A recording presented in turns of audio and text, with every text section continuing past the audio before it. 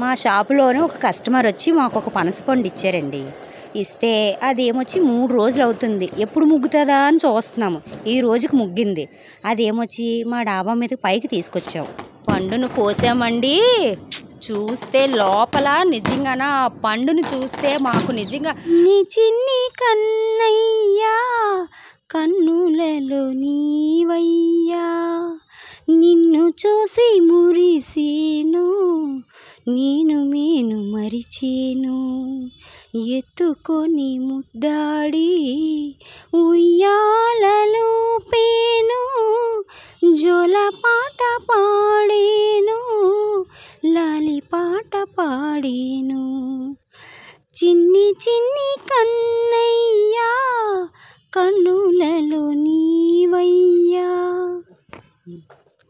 ఈ పనసకాయని చూసిన వెంటనే నాకు ఈ పాట వచ్చిందండి. పాడాలనిపించింది. పాడాను. బాగుందో లేదో మరి నాకు తెలియదు. మరి ఏంటి ఈ ఎలాగోలాగానే సచ్చో చెడో కోసామండి పండుని. అందులో తొనలు ఉన్నాయండి. నిజంగా నా సామిరంగా చూస్తుంటేనే నోరు ఊరిపోతుంది. ఆగలేకపోయాం కూడా. ఆఖరికి మా ముగ్గురు విని 3 తొనలు కూడా తిన్నాం. ఆ పండు ఇచ్చిన మహానుభావుని తలుచుకున్నామండి. ఏంటి మొత్తానికి ఆ తొనలన్నీ బయటికి తీసాము. ఇప్పుడు ఇంటికి పట్టుకెళ్ళి అందరిమీ కూర్చొని చక్కగా తింటాం. ఏంటి మీకు కూడా ఇలాంటి పనస పండ్లు ఏమైనా ఉంటే చక్కగా ఒలుచుకొని తినండి.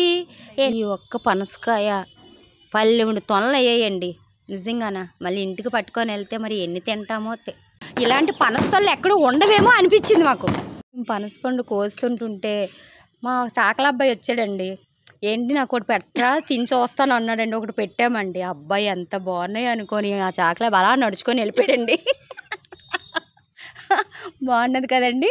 చక్కగా మీరు కూడా ఒలుచుకొని చక్కగా పనసపండు ఉంటే మీ ఇంట్లోని చక్కగా ఒలుచుకొని నీట్గా తినండి. మా వీడియోని స్కిప్ చేయకుండా చూసినందుకు ధన్యవాదాలు.